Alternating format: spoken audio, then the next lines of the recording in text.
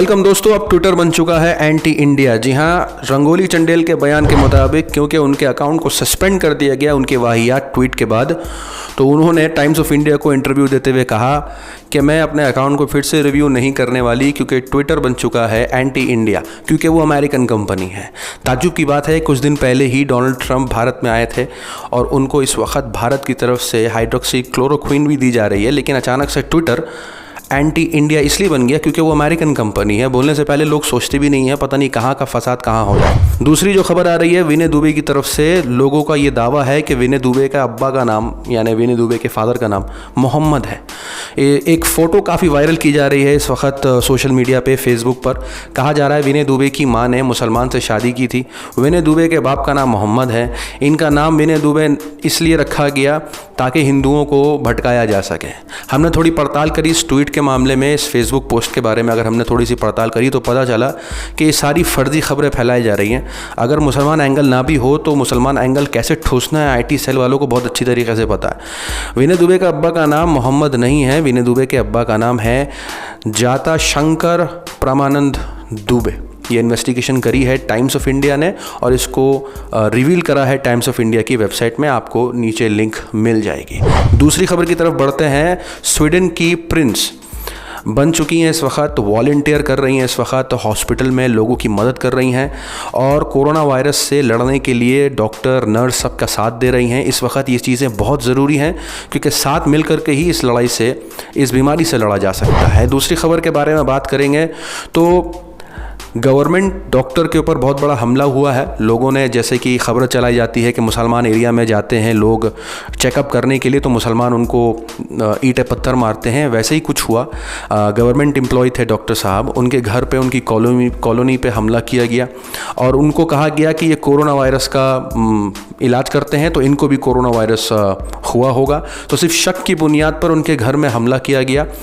लेकिन अगर ख़बर की बात करें तो वो उस सेक्शन भी नहीं है जहां कोरोना वायरस का इलाज होता है, वो दूसरे डिपार्टमेंट के थे और उन पे जो हमला किया गया है, असल डॉक्टर का नाम अगर बताऊं तो उनका नाम है डॉक्टर प्रशांत भटनागर। इनके ऊपर हमला किया है और जिन्होंने हमला किया है उनका नाम है RS यादव, यदुवीर एन जुगल साहनी। इनके ऊपर IPC सेक्शन 325 लगाई गई है। क्या आपने इनके बारे में न्यूज़ में सुना? कहीं टीवी पे चलाई गई? नहीं। अगर मुरादाबाद में हमला किया गया, मुसलमानों ने पत्थर फेंका, तो आप सुनेंगे कितने फिल्म स्टार उठ करके आकर के बयान कर रहे हैं, लोगों को समझा रहे हैं गलत है। लेकिन क्या इनके बारे में कोई बात हुई? नहीं हुई। आपको इस वेबसाइट की लिंक डिस्क्रिप्शन में मिल जाएगी, आराम से आप न्यूज़ को पढ़ सकते हैं। इस वक्त जो सबसे बड़ी खबर आ रही है वो आ रही है साउथ कोरिया से। जी हाँ, हैरत अंगेज़ वाक़या हुआ। 116 लोगों को जब डिस्चार्ज कर दिया गया था क्योंकि उनको पहले कोरोना वायरस था, उनका इलाज हुआ, उनको डिस्चार्ज कर दिया गया हॉस्पिटल से। अब ताज्जुब की बात यह है कि फिर से उनको कोरोना वायरस डिटेक्ट हुआ है। इस बारे में वेबसाइट्स ने काफ़ी बड़े बड़े तरीके से आर्टिकल्स लिखे हैं। कहा है कि ये बीमारी जाने के बाद फिर आ रही है, इसकी इन्वेस्टिगेशन होनी बहुत ज़रूरी है। तो अभी साउथ कोरिया इन कामों में लगा हुआ है, इसकी भी इंफॉर्मेशन आपको डिस्क्रिप्शन में मिल जाएगी। इस बीमारी के बारे में काफ़ी बुरी खबरें भी सुन रहे हैं तो एक मोटिवेशनल कहानी भी आपको सुनाना चाहूँगा।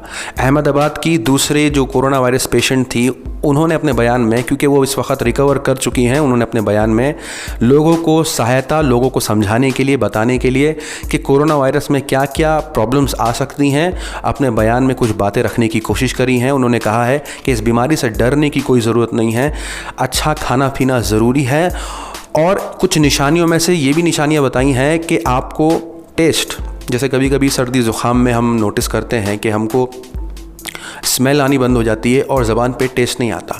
ये अक्सर होता है जब किसी को सर्दी ज़ुकाम होता है। तो उन्होंने भी इस चीज़ को ऐसे रिवील किया है कि मुझे सूंघना और टेस्ट नहीं कर पा रही थी, जिससे मुझे ऐसा महसूस हुआ कि ये उनमें से और भी लक्षण हैं, लेकिन घबराने की कोई बात नहीं है।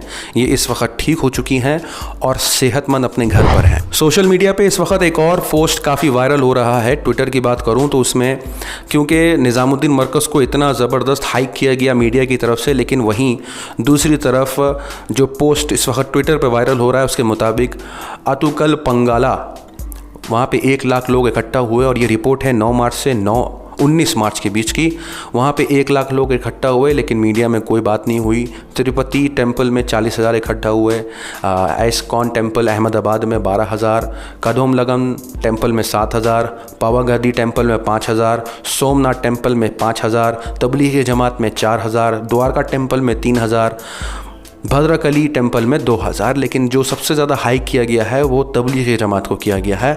और इस वक्त ये जो पोस्ट मैं आपके साथ शेयर कर रहा हूँ ट्विटर पे वायरल है इस वक्त, और लोग इस पोस्ट को काफ़ी रीट्वीट करते हुए दिखाई दे रहे हैं और ये साबित करने की कोशिश कर रहे हैं कि कैसे एक तरफा कर दिया गया है मीडिया की तरफ से सारा का सारा दरोमदार मुसलमानों पर और तबलीगी जमात पर थोपा जा रहा है। सोशल मीडिया पे इस वक्त एक और वीडियो वायरल हो रही है। इस वायरल वीडियो में दिखाया जा रहा है कि बीजेपी के सपोर्टर जो होते हैं उनके पास क्या दलील है लोगों को जवाब देने की। आप उनका बयान खुद सुने और ख़ुद फैसला करें कि कितनी मालूमात होती है बीजेपी सपोर्टरों की और वो क्या चाहते हैं और उनकी क्या नॉलेज है। आप खुद सुनिए इस वीडियो में।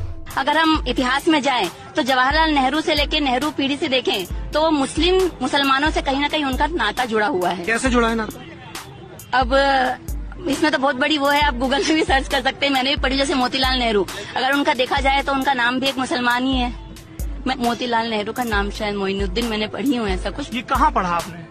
सर मैंने गूगल में सर्च करी थी, एक बार मैंने पढ़ी थी। तो जैसा कि आपने सुना, ज़्यादातर लोग व्हाट्सएप यूनिवर्सिटी से गूगल करके चीज़ों को पढ़ते हैं। उनके पास इतना वक्त नहीं है कि किताब खोलें, इतिहास पढ़ें, किन्होंने जंग में साथ दिया, कौन थे जो साथ खड़े थे और कौन थे जो साथ नहीं खड़े थे। इससे शायद इन लोगों को कोई लेना देना नहीं है। गूगल पे सर्च कर लो, व्हाट्सएप पे पढ़ लो और यही चीज़ों पे ज़्यादा यकीन करते हैं, ख़ुद इन्वेस्टिगेशन नहीं करते। इसी को कहा जाता है कि अंधभक्ति और बुत परस्ती इस आला मकाम पर चढ़ चुकी है कि बिना तफ्तीश के इंसान कोई भी खबर पहुंचा रहा है और कुछ भी लोगों के बीच में बैठ के बोल रहा है। उम्मीद करते हैं आपको इन खबरों से कुछ हासिल हुआ होगा। कमेंट करके अपनी राय ज़रूर बताएं। मिलते हैं आपसे अगली वीडियो में, तब तक के लिए अपना ख्याल रखें।